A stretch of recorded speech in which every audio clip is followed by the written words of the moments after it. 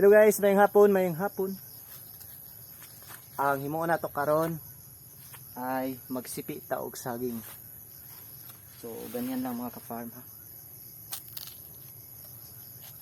Gamit ang isang itak or guna.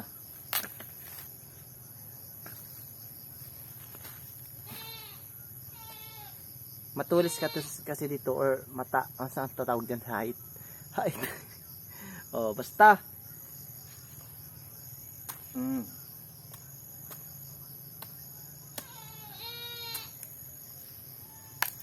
Tapos pwedeng idiin pa ganyan mga ka-farm. Tapos ganyanin. So, simple. Ganyan lang. Tag-G's lang ang kilo nito mga ka-farm.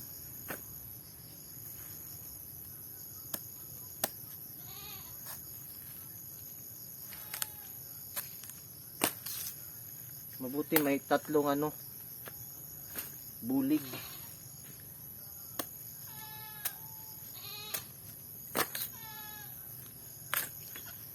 May tatlong bunch bang tawag sa English nito mga ka-farm.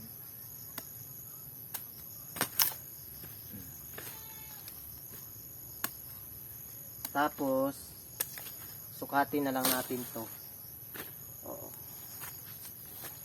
Is lang ang kilo nito kasi may pumunta dito kanina at sabi bibili daw siya ng saging. Kaya ako'y nadisturbo kasi kanina ako ay naglimpisa or naguna doon sa lando nga area or shaded nga area ko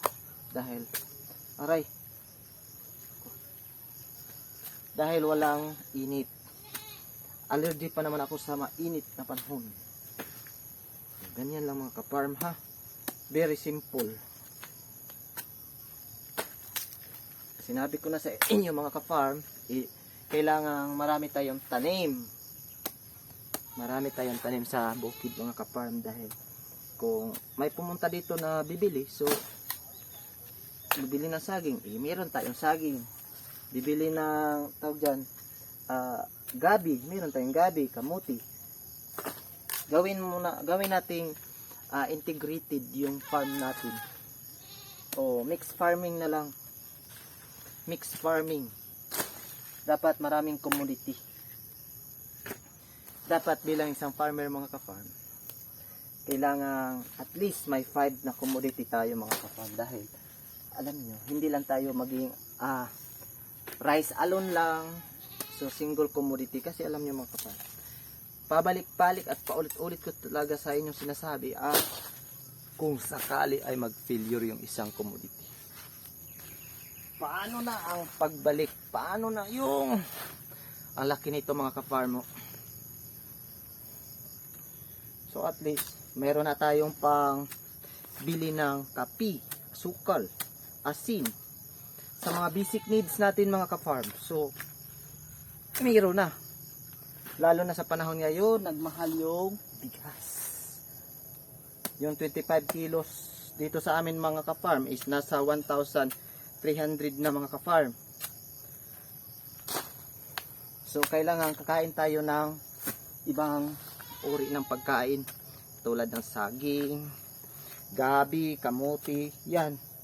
Siguro sa ngayon na panahon mga ka-farm, dito na natin ma-promote yung mga root crops. Kasi marami pa sa atin mga Filipino hindi kakain ng mga root crops, mga ganito, saging. Yung sinaing na na katulad yung kinain ko, sinaing na kalabasa. Yun.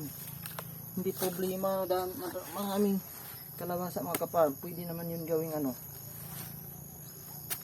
gawing kung walang bigas, yun ang saingin. Ang problema yun.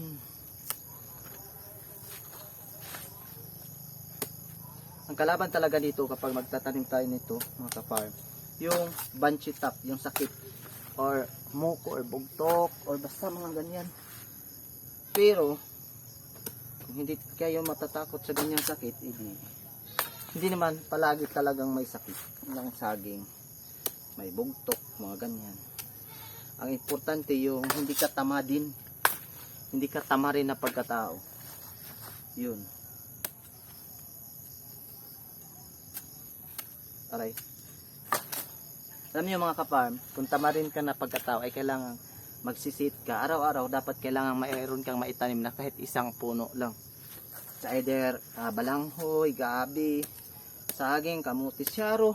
In a 1 year round, maraming tanim na yung ano mo, area. So, yun lang mga ka-farm ha. Tapos, bukas na lang natin yan susukatin.